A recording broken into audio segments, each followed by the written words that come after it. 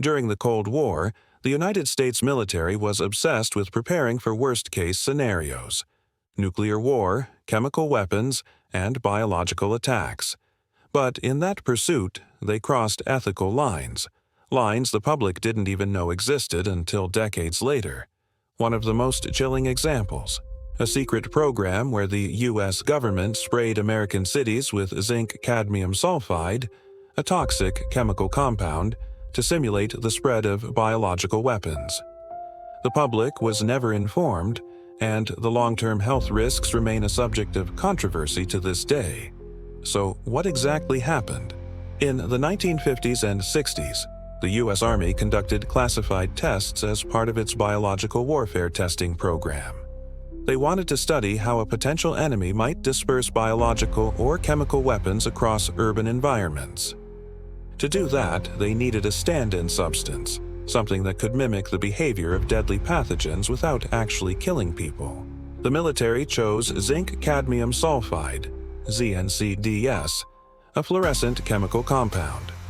At the time, zinc cadmium sulfide was considered harmless by the Army.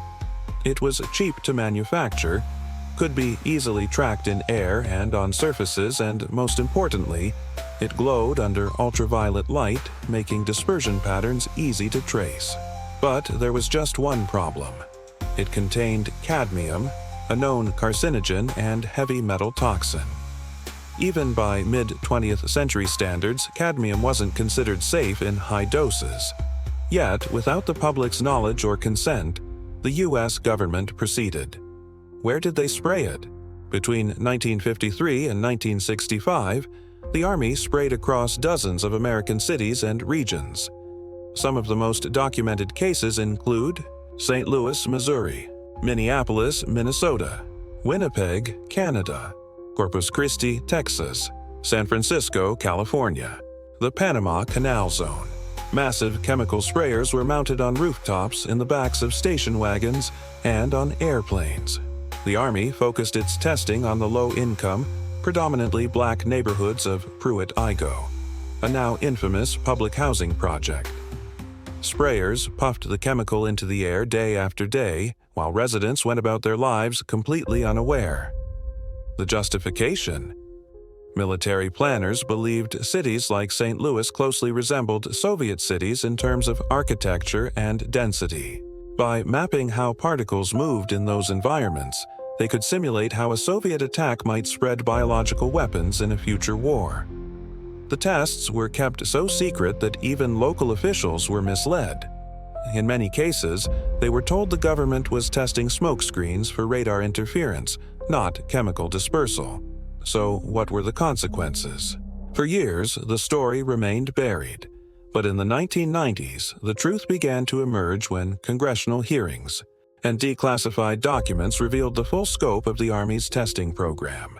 Local journalists and activists in St. Louis began connecting the dots when residents noticed unusually high rates of cancer, autoimmune diseases, and birth defects in areas near the spray sites.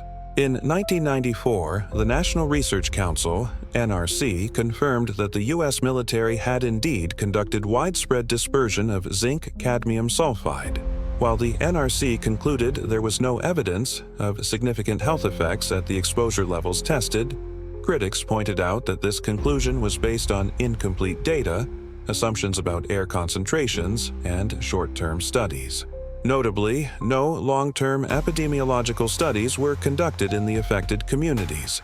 And that's what has kept the controversy alive. Was this illegal? Morally, it's hard to justify spraying civilians with any compound, safe or not, without their informed consent. Legally, the U.S. government exploited a gray area. At the time, there were no federal laws requiring consent for large-scale public testing. The military treated its own citizens as test subjects in a grand experiment that, in their minds, was for national defense. But the ethics are murky. The Nuremberg Code, established after World War II to prevent unethical human experimentation, was already in place. It states that voluntary consent of the human subject is absolutely essential.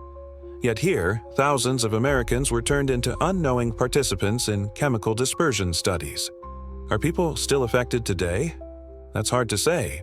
Zinc cadmium sulfide disperses quickly and breaks down in the environment. But cadmium itself is a bioaccumulative heavy metal, meaning once it's in the body, it tends to stay there, especially in the liver and kidneys.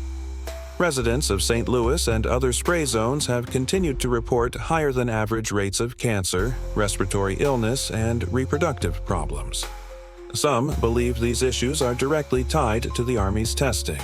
Lawsuits have been filed, but none have been successful in court.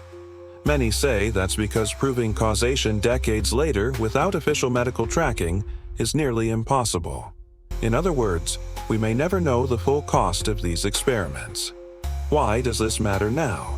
Because it's not just history, it's a warning.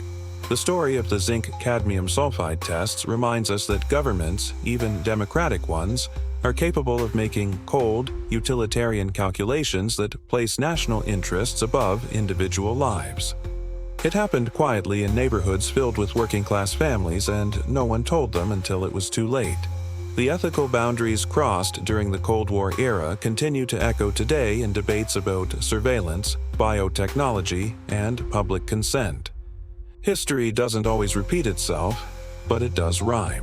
And sometimes the enemy isn't across the ocean. In this case, it's the US government, spraying chemicals in the air, denying that it happened, and hoping you never notice the cloud.